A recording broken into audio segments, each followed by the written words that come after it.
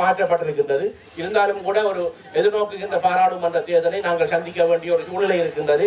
அதற்கு முன்பு இந்த நிதி வருமா அல்லது அதற்கு பிந்தி வருமா என்கின்ற ஒரு கேள்வி இருக்கின்றது. அது எவ்வாறு வந்தாலும் நிச்சயமாக நாங்கள் அந்த நிதியை ஒதுக்கி உங்களுக்கான அந்த வள பங்கீடுகளை செய்வதற்கு நாங்கள் தயாராக இருக்கின்றோம். இந்த விடயத்தை நான் மேலும் கூறிக்கொண்டு இப்பொழுது இந்த சர்ச்சையை ஏற்படுத்தி கொண்டிருக்கின்ற இந்த கிழக்கு மாகாண சபையை பற்றி அமைச்சர் மாண்புமிகு அமைச்சர் விவசாய அமைச்சர் என்றால் எனக்கு தெரியும், இன்றைக்கு தான் தெரியும். அதில் இன்னும் பல விடயங்கள் இருக்கின்றது, உண்மை எனக்கு தெரியாது.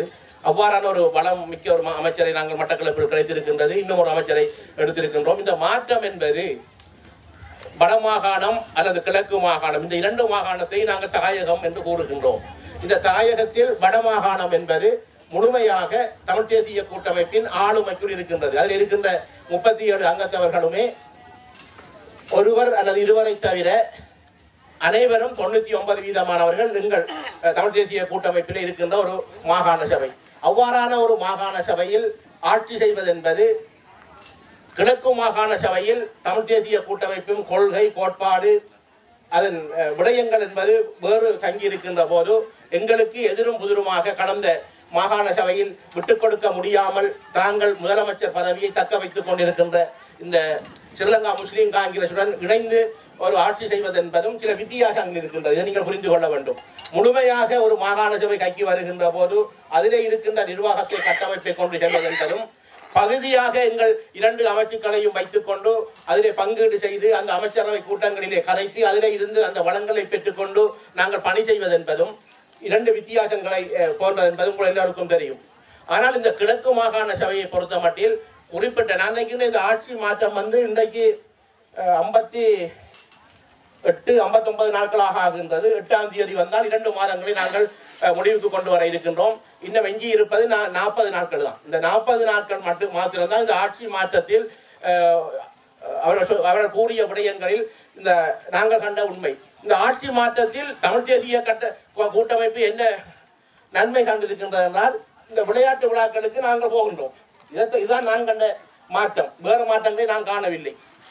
அவர்கள் கூறிய மாற்றங்கள் அல்லது பல்வேறுபட்ட திட்டங்கள், சிறை கைதிகளை வெளியே விடுவது என்பது அல்லது பல்வேறுபட்ட கோரிக்கைகளை இன்னும் நிறைவேற்றப்படவில்லை.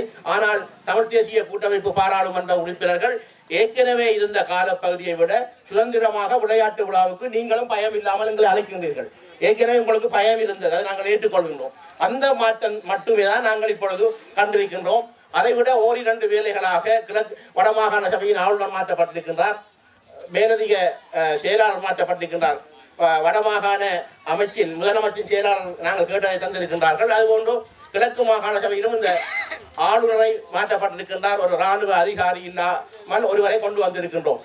இந்த மாற்றம் மட்டும் வந்ததற்கு பிற்பாடு இந்த 50 நாட்களும் பேசப்பட்ட ஒரு பேசும் பொருளாக இருந்தது கிழக்கு மாகாண சபை.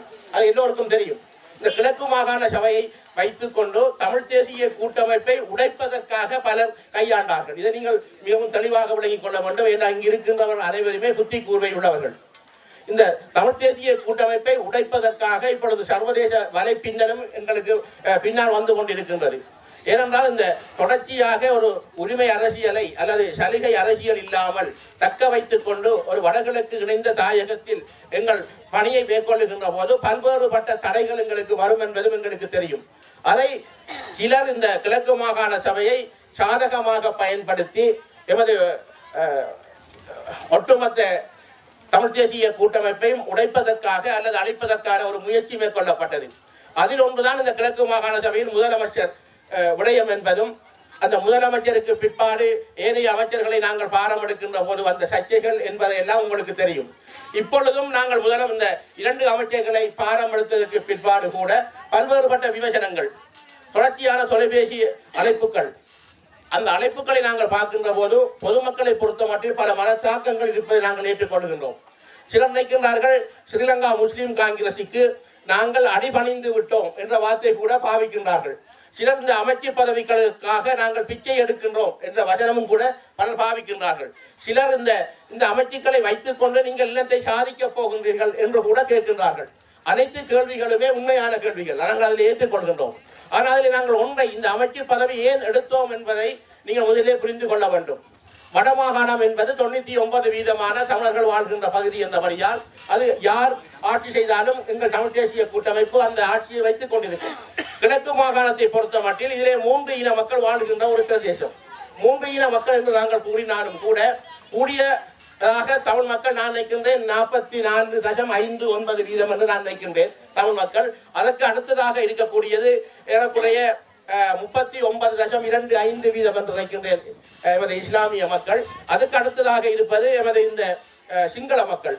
ஆக இந்த மூன்று இனமும் வாழ்கின்ற இந்த கிழக்கு மாகாண சபையில் தமிழ் தேசிய கூட்டமைப்பு என்பது கடந்த தேர்தலில் 11 ஆசனங்களை மாத்திரம்தான் நாங்கள் பெற்றிருந்தோம். நாங்கள் கிழக்கு மாகாண சபையில் 6450 வாக்குகளை நாங்கள் அளித்திருப்போமாக இருந்தால் நாங்கள் 14 ஆசனங்களை பெற்றிருப்போம்.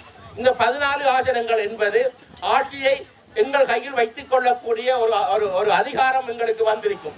அந்த தவறை நாங்கள் விட்டுவிட்டோம். சரி, அந்த தவறை விட்டுவிட்டதற்கு பிற்பாடு அடுத்ததாக மத்திய அரசாங்கத்தில் ஒரு ஆட்சி மாறுகின்ற போது கிழக்கு மாகாண சபையிலும் அந்த ஆட்சியை தக்க வைத்து சில விடயங்களை செய்ய வேண்டும் என்பதற்காகத்தான் நாங்கள் இந்த ஸ்ரீலங்கா முஸ்லிம் காங்கிரஸ் இந்த 2 அமைச்சுக்களை நாங்கள் பெற்றிருக்கின்றோம். இந்த 2 அமைச்சுக்களை பெற்றதன் நோக்கம் என்னவென்றால், கடந்த காலங்களில் இந்த கிழக்கு மாகாண சபையில் பல்வேறுபட்ட புறக்கணிப்புகள் இடம்பெற்றிருக்கின்றது. அதில் அபிவிருத்தியில் புறக்கணிப்பு ஏற்பட்டிருக்கின்றது, வேலை வாய்ப்பில் புறக்கணிப்பு ஏற்பட்டிருக்கின்றது, பல்வேறுபட்ட திட்டமிடல்களில் புறக்கணிப்பு ஏற்பட்டிருக்கின்றது. நாங்கள் கூட தமிழ் தேசிய கூட்டமைப்பு 2 வழக்குகளை இந்த கிழக்கு மாகாண சபைக்கு எதிராக தாக்கல் செய்திருக்கின்றோம். கடந்த காலங்கள் வழங்கப்பட்ட நியமனங்களில் முழுமையாக தமிழ் இளைஞர்கள் ஓரம் கட்டப்பட்டிருக்கின்றார்கள் என்பதை நாங்கள் இப்பொழுது கொழும்பு உயர் நீதிமன்றத்தில் அந்த வழக்கு இப்பொழுது செய்து கொண்டிருக்கின்றது. எங்கள் சட்டத்தரணி சுமந்திரன் அவர்கள் அதை வாதாடி கொண்டிருக்கின்றார். அந்த வழக்கு இப்பொழுது நிலுவையில் நின்று கொண்டிருக்கின்றது. ஆகவே இன்னும் நாங்கள் இந்த கிழக்கு மாகாண சபையில் நாங்கள் அதிலே ஆட்சிக்குள் செல்லாமல் விடுவோமாக இருந்தால் இன்னும் பல்வேறுபட்ட குளறுபடிகள், இன்னும் பல்வேறுபட்ட இளைஞர்களுக்கான வேலை வாய்ப்பு புறக்கணிப்புகள், அபிவிருத்தியில் புறக்கணிப்புகள் தொடர்ச்சியாக இந்த 2.5 வருடங்களுக்கும் இடம்பெறும் என்பது எங்களுக்கு தெரியும். அந்த ஒரு நல்ல நோக்கத்தை வைத்துக் கொண்டுதான் நாங்கள் இந்த கிழக்கு மாகாண சபையிலே இப்பொழுது அந்த ஆட்சியை நாங்கள் ஒரு பங்காளிகளாக மாறி இருக்கின்றோம். இந்த பங்காளியாக மாறிவிட்டால் நாங்கள் ஏதோ இணக்க அரசியலுக்கு சென்று விட்டோம். எங்கள் கொள்கைகளை நாங்கள் மாறி உதாசீனம் செய்து விட்டோம். கொள்கைகளை நாங்கள் அடவு வைத்து விட்டோம். கொள்கைகளை விட்டுவிட்டு நாங்கள் இப்பொழுது ஸ்ரீலங்கா முஸ்லிம் காங்கிரசுக்கு அடிபணிந்து விட்டோம் என்கின்ற அந்த விடயங்களை தயவு செய்து மக்கள் காரணம் கொண்டு மேற்க தேவையில்லை.